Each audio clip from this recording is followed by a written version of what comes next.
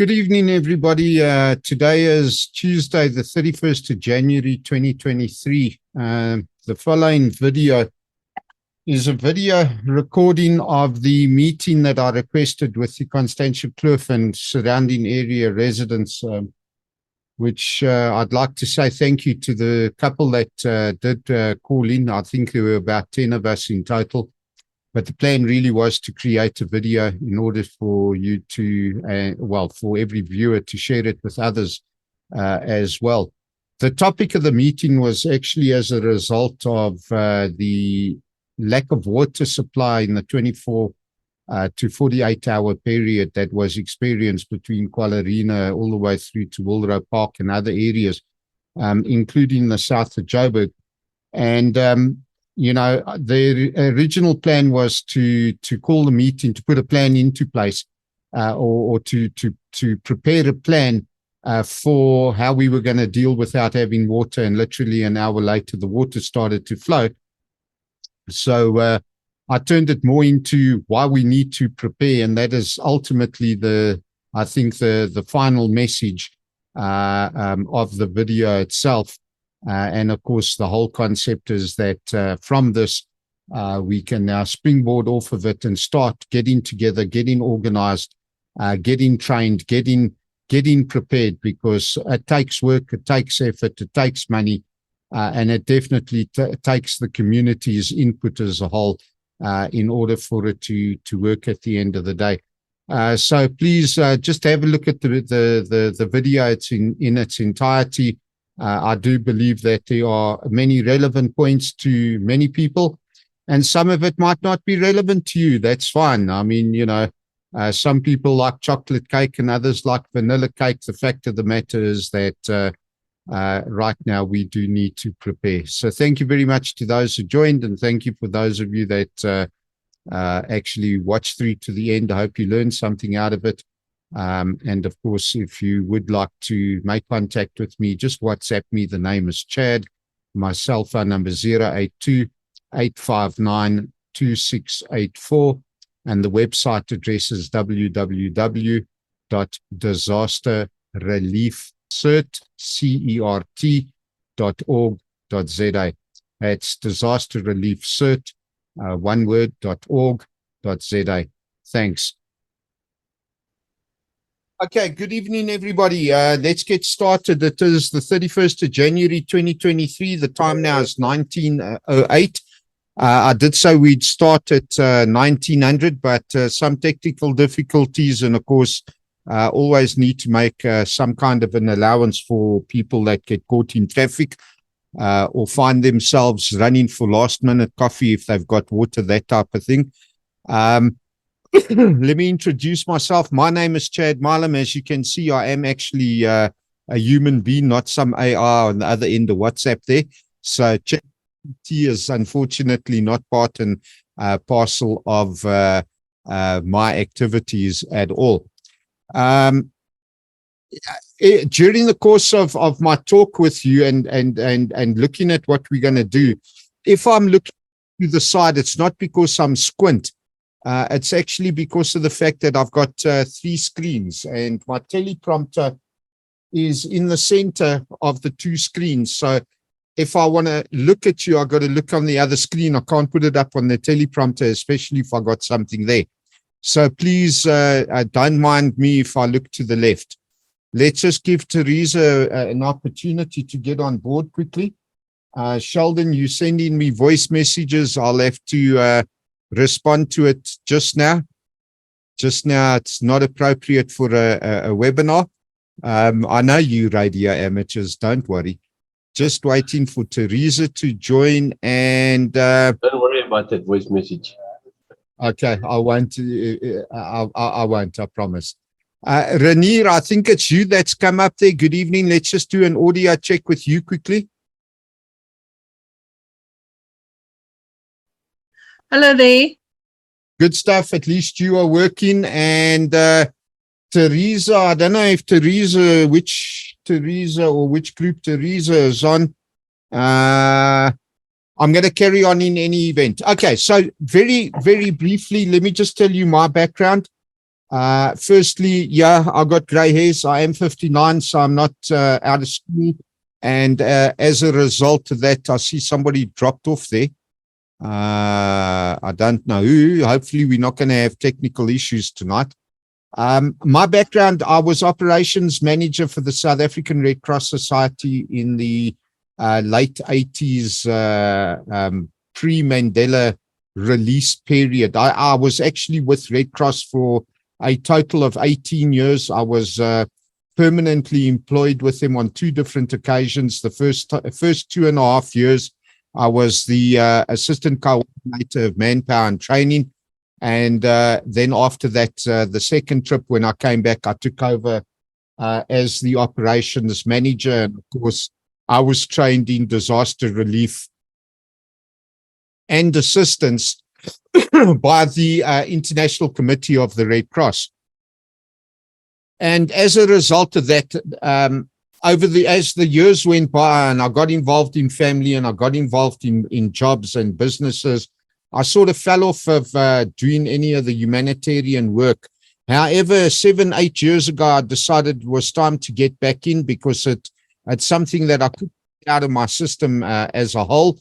And this now was the result of the birth of what originally was MCOM Assist CERT, Community Emergency Response Teams, a volunteer network, and of course, we renamed it to something more self-explanatory last year, which is now Disaster Relief CERT. The whole concept of CERT is ultimately, at the end of the day, to set up community emergency response teams. That is the ultimate goal of CERT. And part of that goal, and I'm just going to bring it on screen. Unfortunately, Warren, you're not going to be able to see this at this moment in time. But once you and I have had a proper meeting, because you've got the professional qualification and I got the 30 years of practical behind me. Okay, so I'm going to take the 5 minutes or 10 minutes just giving you guys a background. And as you can see on screen at the moment, I'd just like to confirm, Colleen, just give me a thumbs up if it is readable and everything else.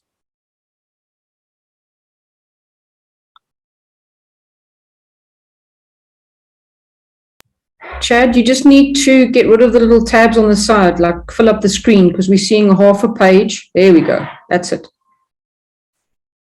All right. So basically, the whole purpose of CERT is to prepare volunteers to provide disaster relief and assistance.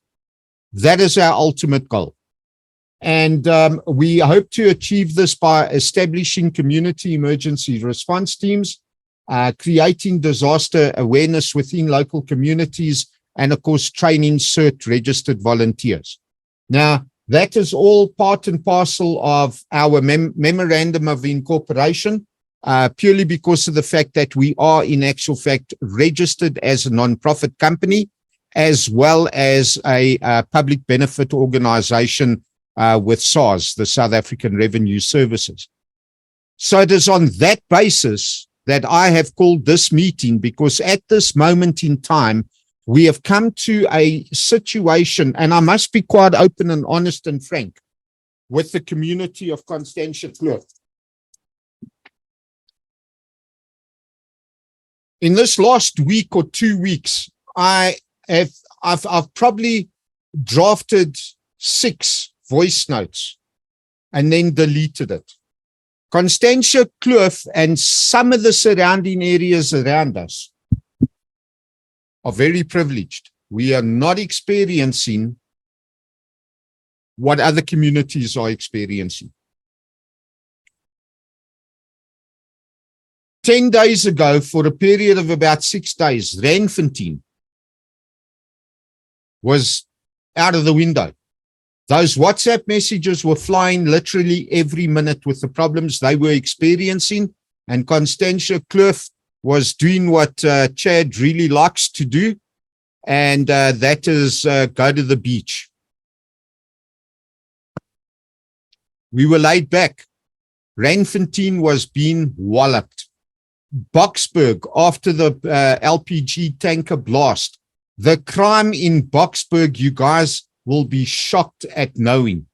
And now all of a sudden, we've got a water crisis in our area that has affected many, many people.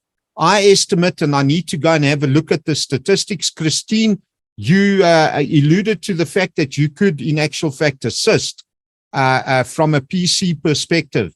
This is the type of thing that you could, in actual fact, do as a registered disaster relief cert volunteer, and go and find me the statistics. I'll give you the link and work out how many people there are between Qualarina and Wilrow Park that have been affected by this water loss.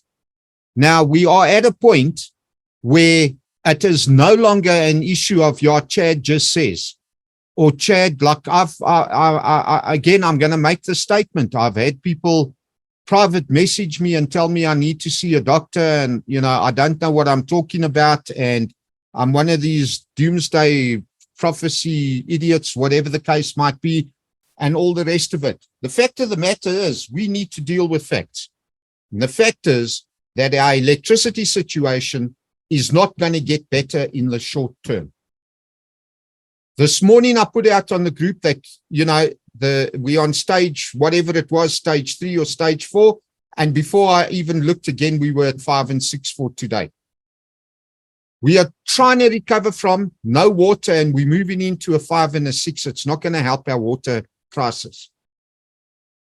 And what I would like to do now is, firstly, every single person watches this video. And this video will be made available. I'll post it up on the CERT YouTube channel.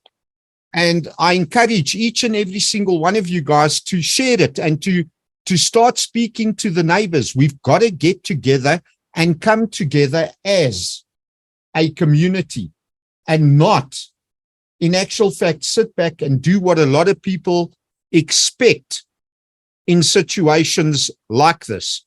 And I want to show you something. I'll blow this one up as well, that we can get it bigger. I'm in the process of reading from the Disaster Management Act, Act number 57 of 2002, which ultimately is going to be covering some of the definitions, and the definition of disaster is what I want to cover for the purpose of this particular planning discussion, because that's all it is.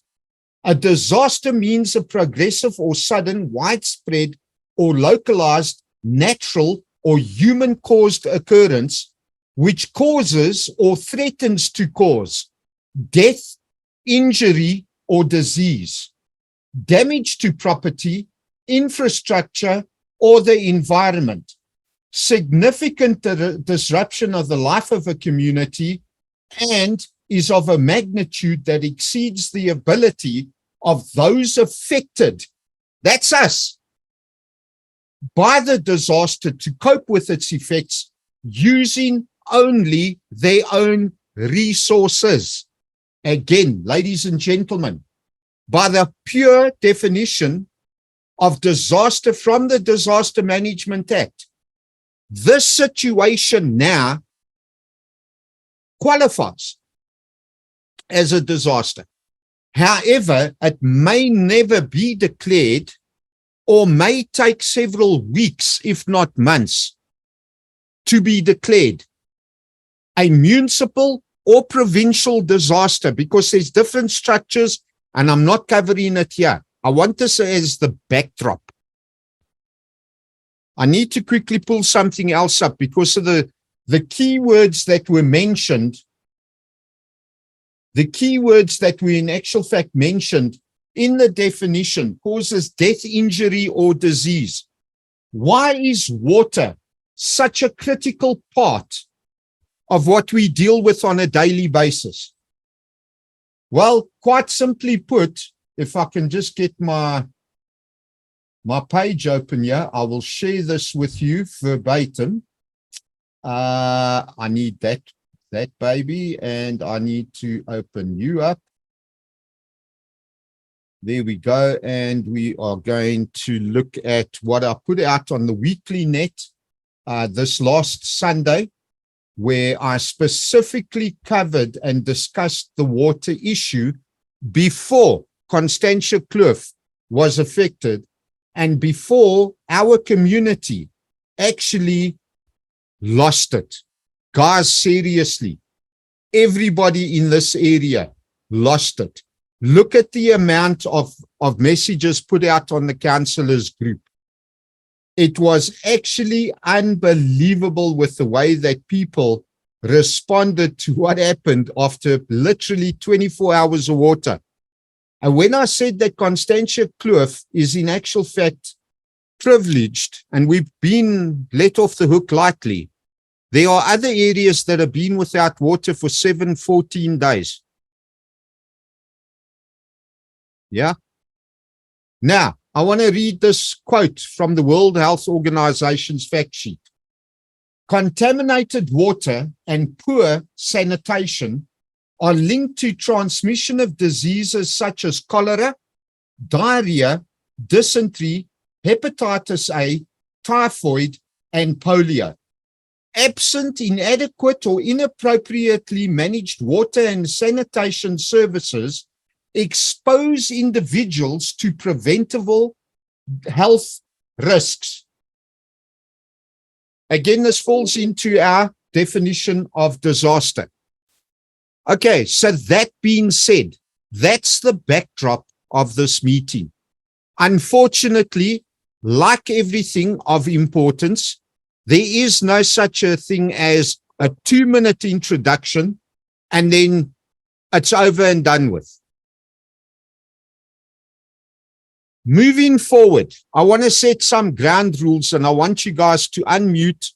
I'll call you by name for comments and commentaries, and we will move on to some suggestions or recommendations.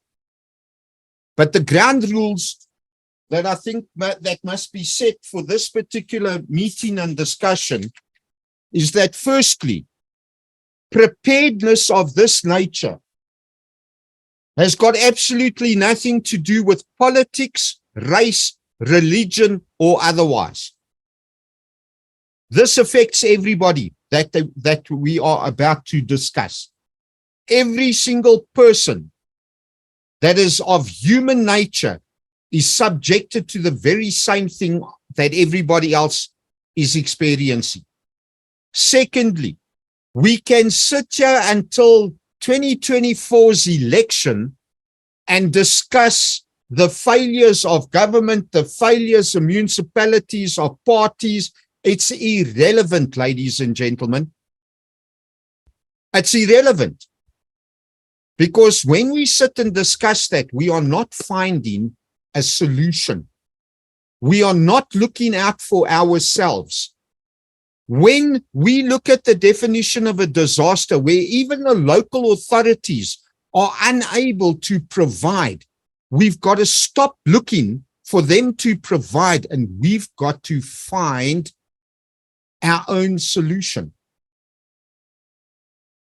You know, the Bank of Lisbon fire, they sent in maybe 100 firefighters over a couple of days to fight the fire, and we had about 150 volunteers.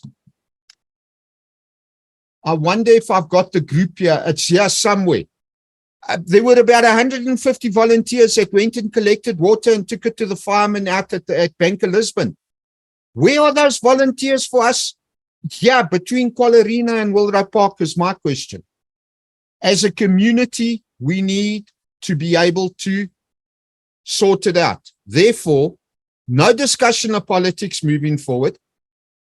No beating up and berating or otherwise of anybody else, entity, organization, regardless. Councillors, look, in my personal capacity, I've got an opinion, just like everybody else.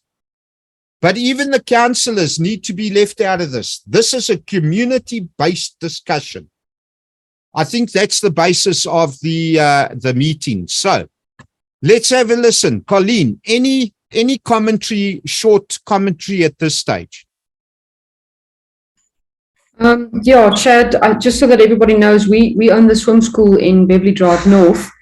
So we've been talking about sort of like a three-prong approach going forward, because as you said, it doesn't help complaining anymore. We've got to come up with a plan. So our biggest priority is water.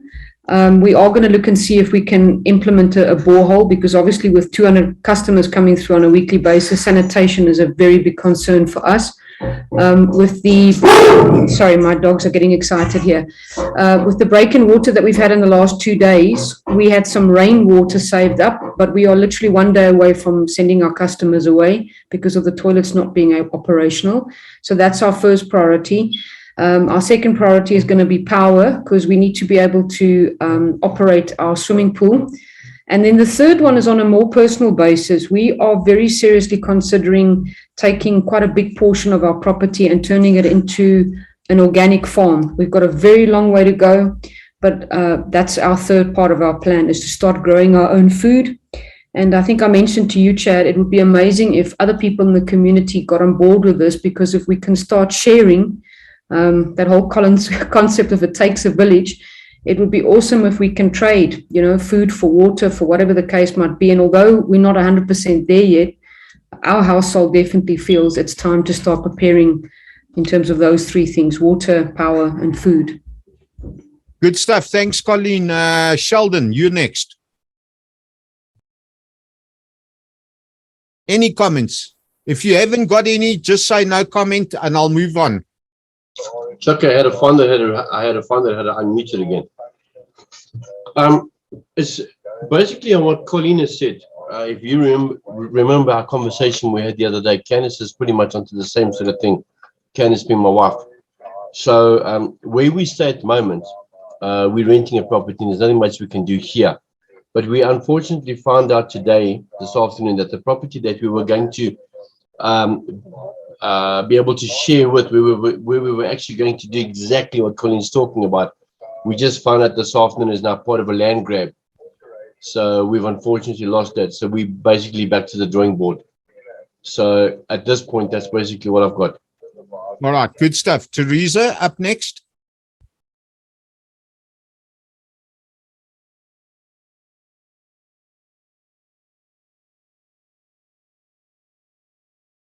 All right. So I don't know if Teresa's there or having any difficulties. What I'm going to suggest is, in the interest of time, so that this doesn't go on for too long, if any of you have got a comment at this stage, give me a hands up. There is a hands up, show of hands option somewhere on your screen. I think it's under reactions. Yeah, it'll be under reactions. All right. I think it was Vernon PR Cock, if I remember correctly. Yeah, it was Vernon. Sorry, man. I've got a short memory sometimes. Vernon, you go ahead, unmute and go ahead.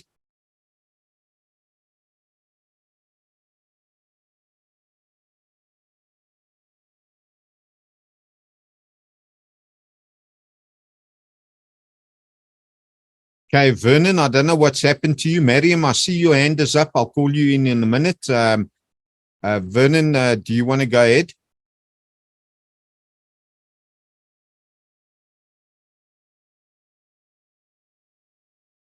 All right. I don't know if we're having any technical difficulties. Marian, are you still here? Good evening, everyone. Thank you so much, Chair, for this platform. I'm totally in agreement, 100% in agreement that we need this community movement without politics or anything involved in that. So yes, as neighbors and as residents here, we are fully on board to help where we can. So thank you so much for this, and thank you to everybody else that's on board. Okay, good stuff. Okay, I see Vernon wants me to unmute him. I don't know if I can. Let's just have a look at that. No, I can't. The mute is on your side, but you are unmuted at the moment. Go ahead, Vernon.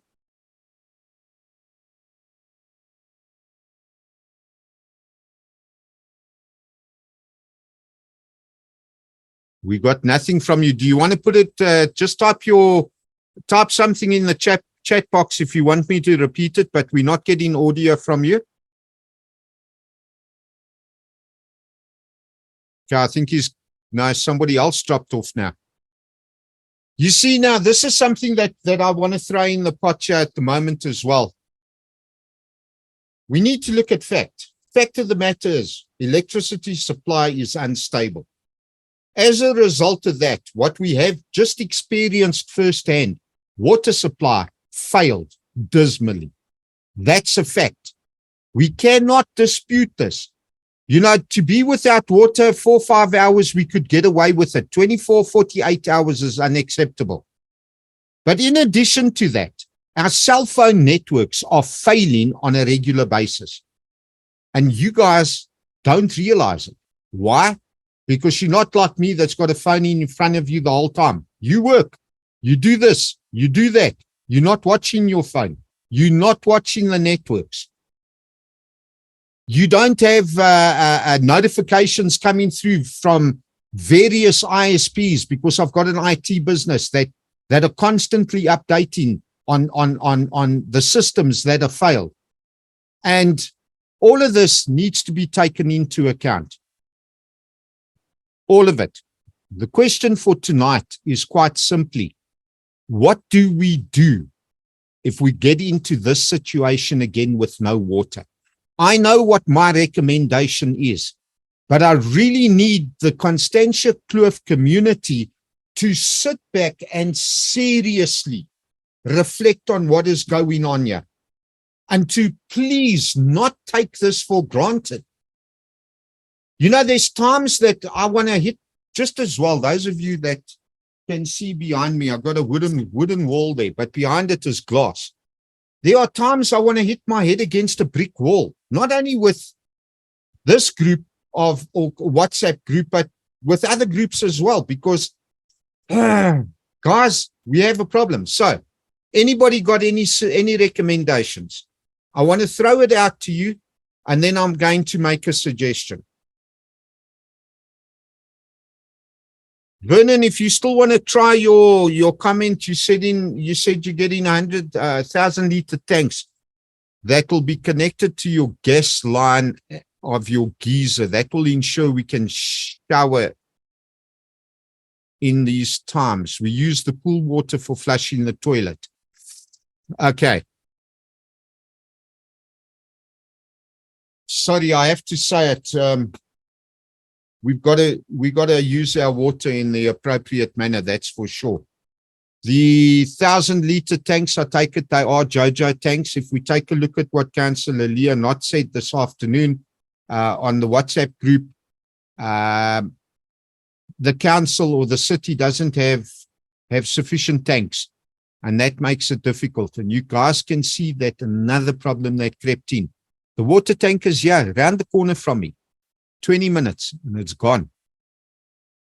On the councillors group, whoever put that message after, I lost it. When I was sitting here watching the truck drive past, it came up on my camera on the other side. Sheldon knows my CCTV is just on the other side of the screen here. And there goes the water truck 20 minutes later. So guys, all of you, unmute and let's hear what you think we can do about this, please.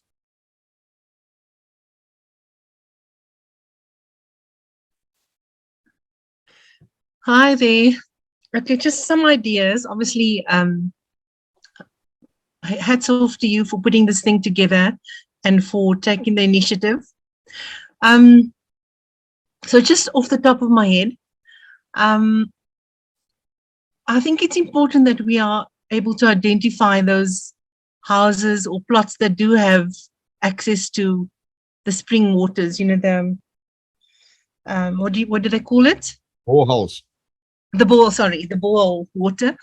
I understand that it's a security risk or so on, but I think if there is a team of volunteers, we need to know who they are, right?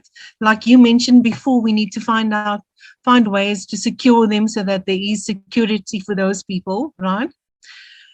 We need to find ways to prevent contamination of those sources. So if it gets like really bad, we need to, I don't know how boreholes work, but they need to be secure, if you understand what I'm saying.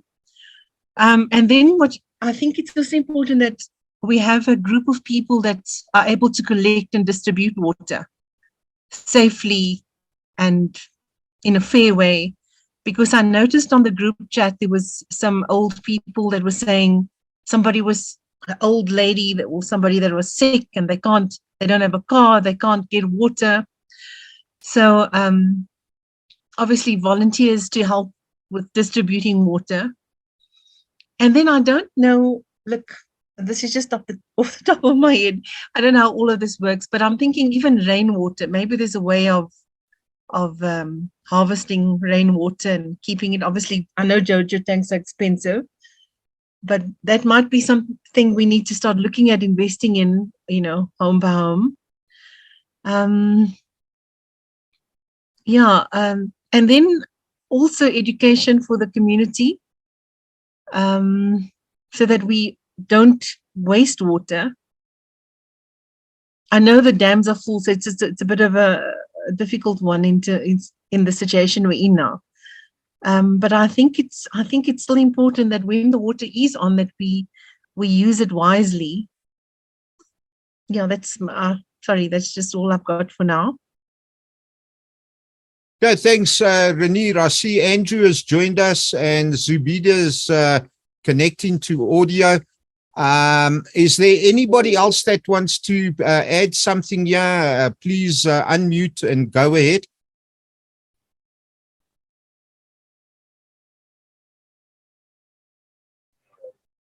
Are we just talking about the water? We're also talking about what we might be able to do in terms of communication because of the unstable internet, etc.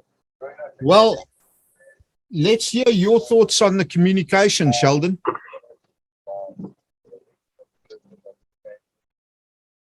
Two-way radios. Doesn't need a SIM card. Most of them line of sight. If you are able to connect to some of the free repeaters, you can talk up to 30, 40, 50 kilometers radius, and that you can do from your home. We do want to get those. Are they easily obtainable and affordable? We'll discuss that in a sec. Just give me one moment. Okay, sorry. Lulu Romeo 6 Alpha Charlie. ZS6 Oscar Papa Sierra. Just acknowledging you. I'm busy on a webinar at the moment. I'll catch you later.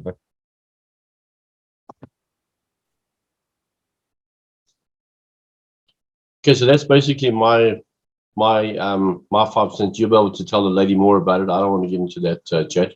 All right, good stuff. So communication has come up. There's a couple of points that I wanted to add. I said to you that, I need to get, firstly, I need to give you an opportunity to throw something in the pot. It cannot always be from me. I'm not perfect. I like to try and be, but I'm not always. I do forget things like my coffee. Remember, right at the beginning, it was getting cold. So is there anybody else that would like to add something here with regards to, in particular, the water situation? Colleen, go ahead. So Chad, the difficulty that we've had this last couple of days is we actually do have rainwater that we store in big tanks, but with the power being off, you can't get it out of there into your infrastructure. So, I mean, I'm not an expert on this. I'd love for somebody to tell me if there's a way to get that water moving into infrastructure without having to use your pump. Well, to just briefly answer you on that question, the only way you would be able to do that is to put your JoJo tank or whatever tank it might be about 10 meters up in the air, in order to have a gravity pressure that will feed your infrastructures. Outside of that, I've got the same problem. I've got two 2,000-liter JoJo tanks sitting literally at ground level. So my outlet tap is only a couple of millimeters off the ground, and you can't just pump that into anything else. Sheldon, go ahead. Okay, I don't know what they cost, but I was on a plot a couple of months ago, and this guy actually had probably about almost 100 meters down from where the house was. He had a single solar panel, probably about the size of your average monitor, and with that he powered up a pump, and he was able to pump water from there all the way right up to the top of the house, which is about 50, 60 meters, and it was about a 45-degree gradient. So I don't know what they cost, but I have seen it, and I do know it wasn't that expensive. All right. Any other comments, any other input that you guys feel is necessary to put in there?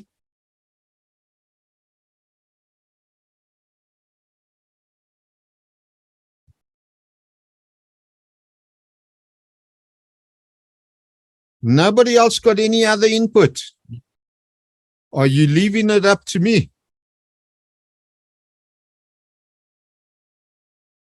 I just want to pop this message out here because Zubida's, your audio did not connect. Try again. Okay, I don't know when this guy came up, but as I've said before, okay, let's just check again. Nobody else got any other input. Can I throw something in the pot for you, for everybody now? Anybody got any objections? If you object, give me a thumbs down. Otherwise, I'm going to proceed. Go for it. We're listening.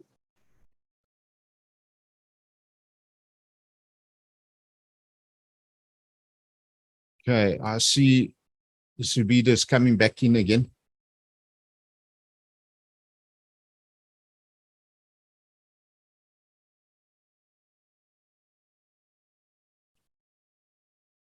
Okay, Zubida connecting to audio. Hopefully it connects this time.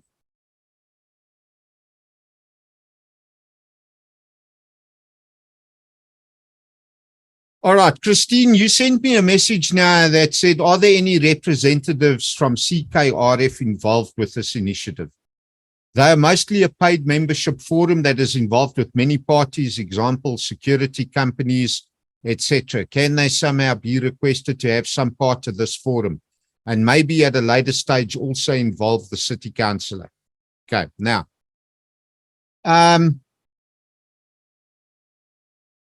one of the statements that was made was sharing the information with the communities. When I did that, I noticed a couple of posts went through about, do the residents forum have to be subjected to all of this and whatever. So, I mean, it's entirely up to them. You know, this is an open forum as far as disaster relief cert is concerned. We're not here to do the job of anybody else. We are here primarily as per our MOI to look at, providing assistance in times of disaster or in situations like this. They are more than welcome to join us. Then the other thing that we need to consider is like the security companies. Yes, they are up on various of the groups. They are aware of the fact that this meeting has been held. And as you can see, they have not attended. In addition to that, when you start looking at your CPFs and everything else, our CPF for our area, remember Constantia Kloof is actually divided into two sections. You got, from a residents association perspective, you got Constantia Kloof North, which is north of, I think it's Constantia Drive. And then we've got Constantia Kloof on top of the ridge, so above Proton Building, which is under the Constantia Kloof Residents Forum. Now, I've got absolutely no problems with having RAs or RFs or whatever you want to call them. The problem is that not every household joins a residents association. So the residents association being a paid up membership, and I encourage people to join them like I encourage people to join CPFs, to join security companies, etc., etc. I'm fully open to it. I'm not anti it. So please don't misconstrue my words. But a residents association cannot and does not represent the full-blown community. That's a fact. If every single person within Constantia or household in Constantia Kloof were to join a CPF or a residents association or any other entity for that matter, then that entity could claim that they represent the entire area. They don't, they represent their membership only. because they are formed in terms of a constitution to have a legal persona. I don't want to go into the discussion on the legalities of what we are doing, because I am addressing every single person as a community member. We already know that load shedding is here.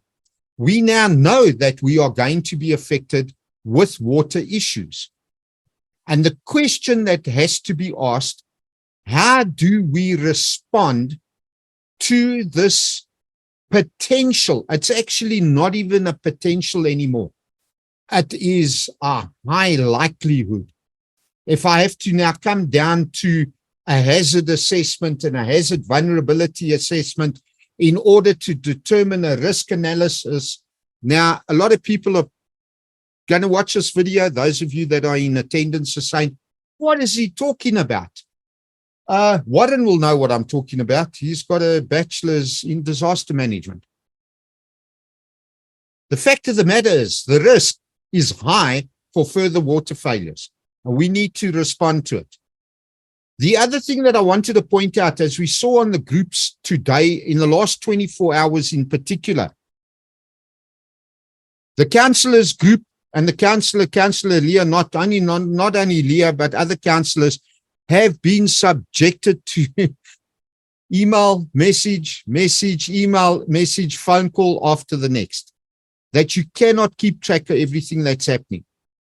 So it hasn't really been beneficial. We haven't done anything productive at all. The other thing that's come out of it is, okay, well, now let's get together and let's do something. What are we going to do? Nobody's got a clue of what we are going to do. And then people will have an idea of what to do. And I want to tell you something, the most dangerous. Okay, let me clear this up. There are three types of volunteers in terms of the Disaster Management Act. The unit of volunteers are volunteers that register with disaster management. General volunteers are people that come together in an organized, trained, and sort of call it semi-professional manner. And then your spontaneous volunteer. Your spontaneous volunteer is the guy that pitches up when the fan is, the fan can't be turned on, there's no electricity. So when the disaster occurs, the spontaneous volunteer pitches up. And I want to tell you, that is the most dangerous volunteer that we can get from a professional side. And I say that as an ex-paramedic. I was qualified in my day as an emergency medical assistant 1. That was probably the second or third highest. Warren, we'll discuss it later. You have got other qualifications. That was probably the second or third highest paramedical qualification in the country in the 80s and 90s, before the new Health Act, etc., etc. And I want to tell you, you as a spontaneous volunteer are the most dangerous person, not only to yourself, but to your neighbor and to the EMS and first responders and boots on the ground. And that, I'm not saying that with any disrespect. I need to justify why I say that. Because when you arrive from the goodness of your heart, you do all the things incorrectly or you do the wrong things, because you don't know what needs to be done. Nobody has trained you. And that is why the general volunteer category, which are actually drawn from community-based organizations, businesses, and non-government organizations, in terms of the Disaster Management Act, is where you can receive formal training, number one. Number two, or semi-formal training. And number two, where you can come together in an organized and coordinated manner to carry out certain functions. So I think I'm going to close this meeting off with the following food for thought. For every single community member from Qualarina on the eastern side of this particular western part of Johannesburg, all the way through to Wilderow Park, that has been affected by this water shortage in the last 24 to 48 hours. Here's what we should have done, people. And it would only have been possible to be done and carried out and undertaken had we got you into the general volunteer category, i.e., you were registered with a non-government organization that is specializing in providing relief and assistance in times like this. And I'm not only talking about disaster relief cert. You've got the South African Red Cross Society that you can go and join. You've got Gift of the Givers that you can go and join. There are various other organizations, NGOs, non-government organizations that reach out and assist in times such as this. But you needed to be registered with that entity. You needed to go through certain training in order to know and understand what to do. So what should we have done as a community? Chad, you need a smack alongside the ear roll. You took yourself off the road something like 9 years ago because of the fact that you burnt your lungs on a fire rescue. You have got emphysema. You went into that pity party and you didn't do anything that you were in actual fact designed to do. And what you should have done you should have come together with like-minded people like I eventually did with John Groom and Stephen Reynolds, formed a non-government organization called Disaster Relief Cert, gone out and created disaster awareness amongst our communities, and to prepare them for a day like this. Because at that time, you members of the community would have been registered as a CERT volunteer. You would have undergone certain training as a CERT volunteer. You would have had a better understanding of what CERT does, firstly. But secondly, you would definitely would have known what you could have done during a time like this. I see somebody, Renee, you bringing up the early warning system would be great too. Renee, I actually put up an early warning program group. I had it under CERT information for the title many years, from 2019. Okay, Pierre says he's subjected to load shedding, so I think he dropped off there. So yes, that is one of the roles and functions as a disaster relief CERT volunteer. Once you are registered and you have undergone specific training and you're not on a general like Constantia Kloof group or whatever, and you're on our CERT general admin and emergency groups, information is shared with you. Sometimes it is in actual fact confidential information. Now, when you've got that training and that background, we would have known that within 12 hours, firstly, through our database itself, you would have specified, I am able to provide water. Now, those records are only available at this moment in time to our directors. That is John, Stephen, and myself. I do open it up every now and again to our executive management volunteers, Rory and Adrian, and it'll become available to our tech volunteers as well, because they are the ILS, ALS paramedical guys. That means your data is confidential. But I want to tell you now that from an organizer's point of view, from a disaster management perspective, it would have been a lot easier for me yesterday to have logged on to the website, drawn a list of all the locations for boreholes, drawn a list of everybody that was available for logistical support, specifically that would have been able to collect and carry and deliver water. By actually having a community that has got a decent understanding of what we do, there would have been a register of those specialized needs cases. As somebody said earlier, yes, it was posted on the group. I deleted it for confidentiality purposes, but we do have a community member with a 97-year-old mother. I mean, like, seriously, do we turn a blind eye to her? Do we turn a blind eye to her daughter who's taking care of her? we got to have compassion. And I know that some people, it's not in them. That's fine. I respect that. But there's a lot of people out there with a lot of good in them. Come and join us. If you don't want to join Disaster Relief CERT, think about Gift to the Givers, South African Red Cross. There's a lot of other areas that you can actually fulfill the need. But from a logistical support perspective, by the time that I hit midday yesterday, I could have had a plan in place. I could have called upon 4 people and said, look, guys, if we need to deliver to a 97-year-old, which one of you is going to do it?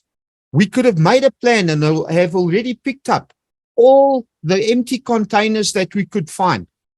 Instead of having, I'm just going to use names now, okay? I'm not saying you guys were the ones involved. Colleen, you could have come up here onto Christian de Wet service road. No, the tanker's already left 10 minutes ago. You could have walked through proper planning and an organized structure. I don't need to lead the team. I can designate as a director, and I can train any member of this community to become an operations manager or an operations supervisor, area supervisor, or even designate you as a team leader. I want the following for Disaster Relief CERT nationally, within local communities. And I'm talking at the moment, the ward-based voting system like Ward 89, a minimum of 10 volunteers that are going to carry out certain functions. We are open to anybody over the age of 16 years to come and train.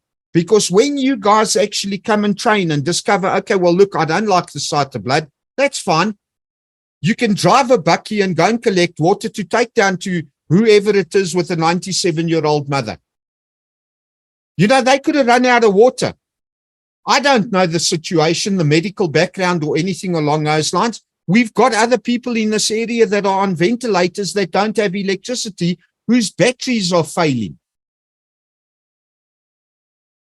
You got a bucky, you can drive a car, whether you're male or female, whether you're over the age of 16 or over the age of 600, it doesn't make a difference. As long as you can drive. You could have picked up a jerry can from, is Josh still here? I need to put my glasses on, wait, it helps. So you see, that's what preparedness is all about. Josh, you could have said, okay, Sheldon, come and get the jerry can and go and get some fuel for that particular household so we can get the generator running for that young lady or old lady for that matter that's on a ventilator. That's the purpose and that's the plan that we need to implement. It's not just about water. It's about saving lives. I've read that quote from the World Health Organization on contaminated water. You know, contaminated water, just stop and look at what happened now. Yes, there was a news release about blue water. Okay, I question it, but I'm not going to dispel it as fake news at this stage because the post was done on the 30th, referring to the 30th, and there was another post referring to the 29th. Is it possible? Absolutely. Chad, how can you say that? Will the conspiracy theorists please stand up? Sorry, guys. There's a lot of things that you say that are spot on the mark, and they have to be listened to. They have to be considered. When I opened up my hot water tap this afternoon, guess what? My water is green. Not as green as the blue we saw in the images, but I've got a green tinge to it. I didn't put it out on the group because I wanted to bring it up at this meeting. You see, we need to be prepared for all eventualities. We need to be prepared, and the only way we're going to do that is to come together as a community and to start asking the difficult questions. With regards to the actual who supplies what, I don't know. But to be quite honest, I don't care. And I'm being open and honest. You know, there's times I don't beat about the bush. I beat the bush because it's more fun. It doesn't make a difference. We are so concerned, and no disrespect. I don't even know who asked the question. No disrespect to the person that brought up her still now on the chat group. I'm being honest with you. I don't care. What do I care about? I care about you that don't have water at home. I care because Josh could have been able to assist. Christine could have been able to assist. Christine has said to me, she wouldn't mind volunteering from the PC at her desk. That's great. She could have picked up the phone this morning and phoned Constantia's school instead of me doing it. Had she been a registered volunteer, I could have put it out on the group and said, hey, Christine, phone them. I was trying to submit my financial returns for the 2022 year. Deadline was today. I do it on the 31st of January without fail. My books were ready on the 4th of February last year, but just as you see, I am human. I'm like you, eh? I can throw my toys out the cot. I care about you, and I'm appealing to you to step forward and help us. Sheldon was here on Sunday last week, I think it was, and he wanted to know more about CERT. And I said to him, look, this is the idea. Let's just take our ward, 89. If a tornado comes through here and wipes out the whole of Ward 89, all of the CERT volunteers in here are dead. They're no good to me because they are dead. I'm not going to worry about them. I'm going to worry about all the surrounding areas that are going to be able to get in here and help the people that are not dead and to try and save lives. That's the only concern. That's the only focus I got. That's the only reason I will not beat about the bush. Not when it comes to life. I told you I'm an ex-paramedic. I know what it is like to lose a life in one's hands. Okay, background. The first life I lost was a 75-year-old male who died literally in my lap from a heart attack. And I didn't know what to do about it. I didn't know how to deal with it. But at the age of 11, sitting on a passage floor, reading an old, and I mean a very old, 1949, I think, South African Red Cross Green Manual, I realized I don't like the sight of blood, and I had already decided to stop that from happening. I had to learn to stop bleeding. And that's exactly where we are going with disaster relief CERT. Our plan as a community now has to come together, and our communities, I'm not just talking to Constantia Kloof, I'm talking to every South African. Within our communities, we need to come together in an organized manner and to be able to reach out and assist our neighbors. And the way that you assist your neighbor is to look after yourself first.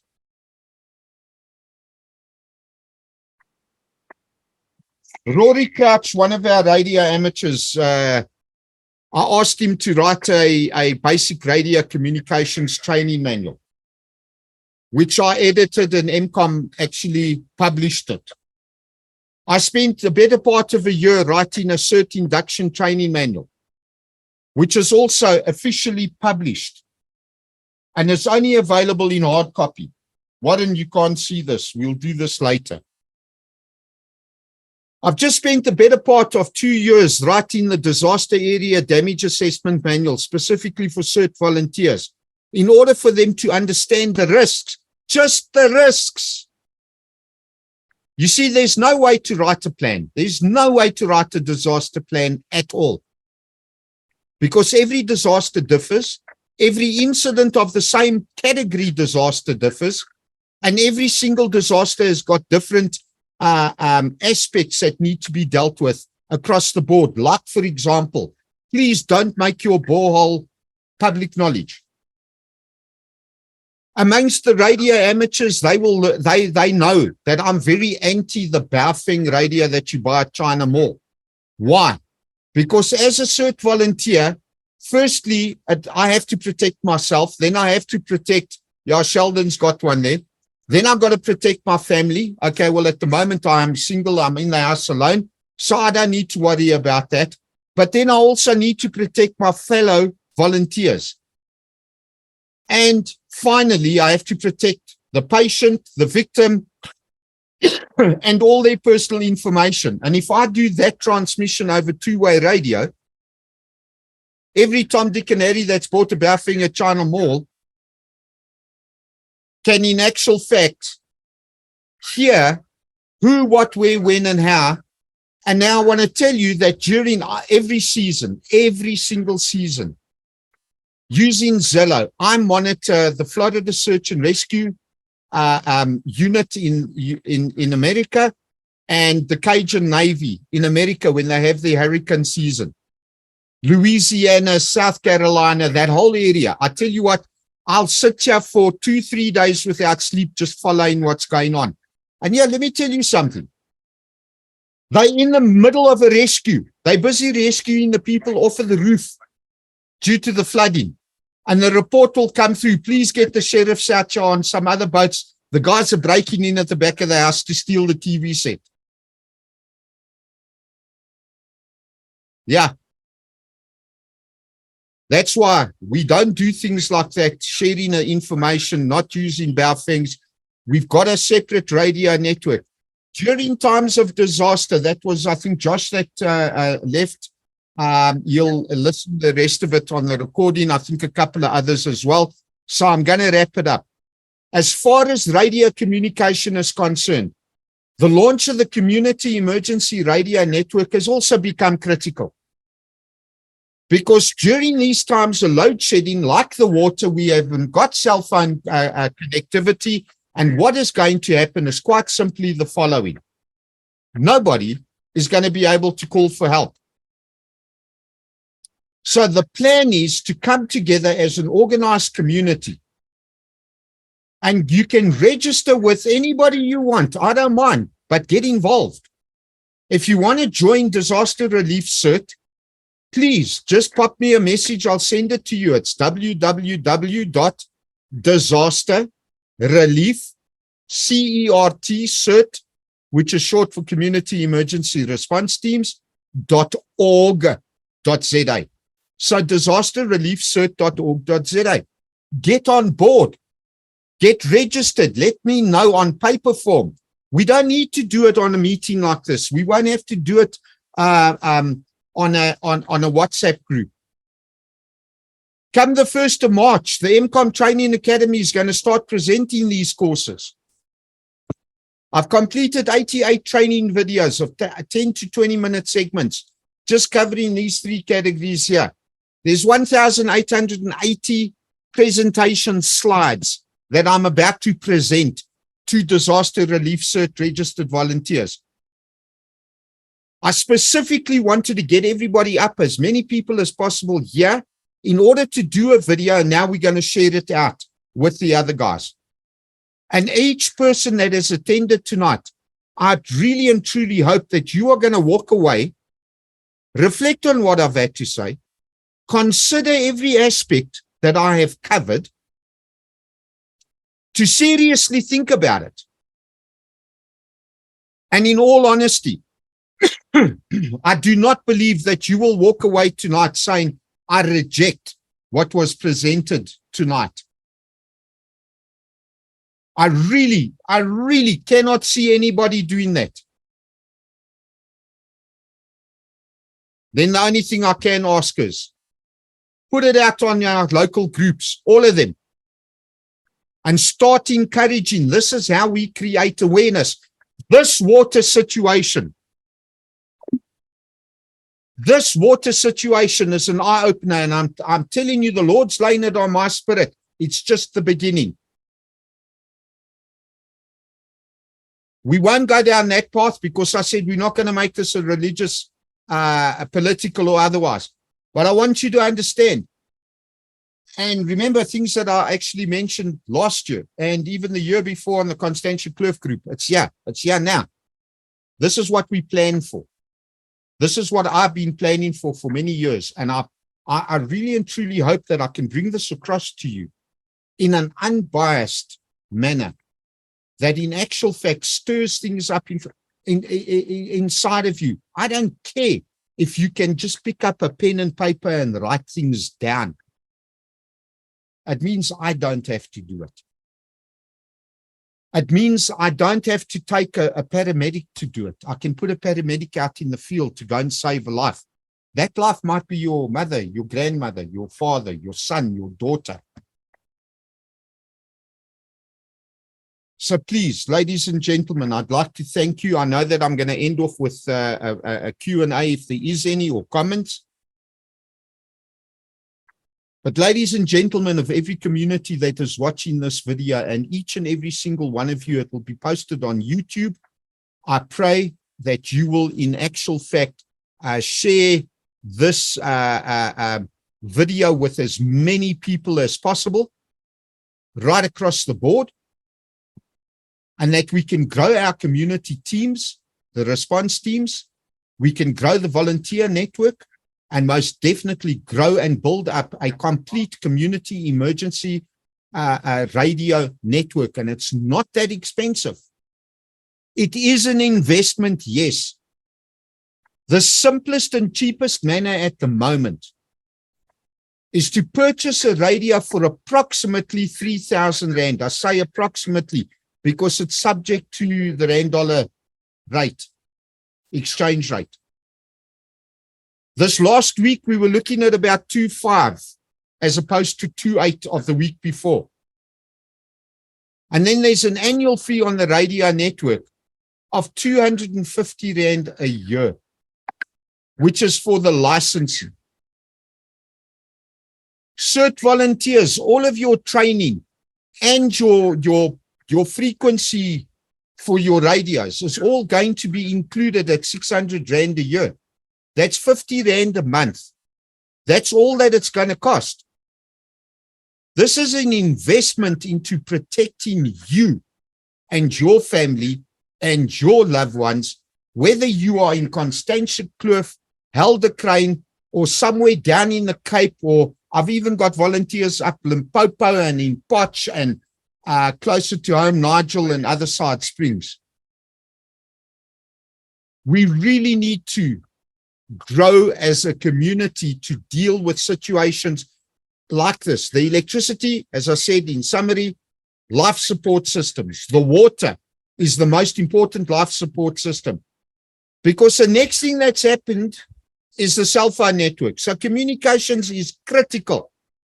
But watch over the next couple of weeks, the food supplies on your shelves are going to start getting smaller and less. Tomorrow, the fuel goes up yet again.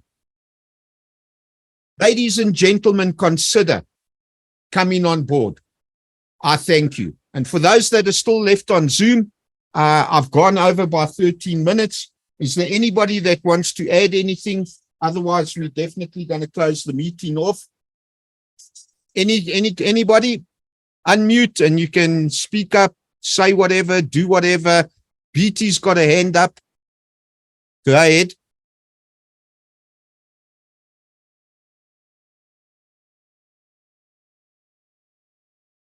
Okay, no, BT's hand's gone down, not coming up. Anybody got anything that they want to add?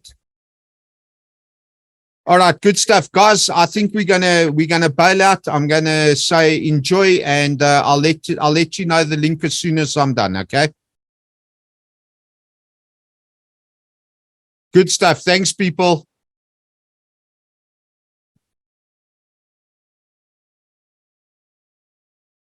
All right, so let's just give you an update. 31st of January 2015. I'd like to thank everybody that did come up on the Zoom meeting tonight.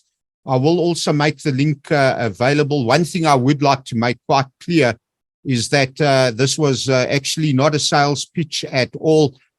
In the closing statements, I did cover some of the potential costing, but that's not the point, and it's actually irrelevant. So on that note, I'd just like to encourage everybody to have a look at the link when I send it to you. I hope that it was a bit of an eye-opener, and of course, being the first meeting of its kind, definitely there would have to be a follow-up meeting with regards to putting an actual plan in place, and not just covering everything briefly and trying to create an understanding. So again, thanks, guys, and I hope everybody else has got their water going. I haven't been able to check mine. I know the water pressure was very low just before the meeting started. So if anybody still has got low pressure and that, maybe that's something that needs to be escalated on the group, on the councillors group. Thanks,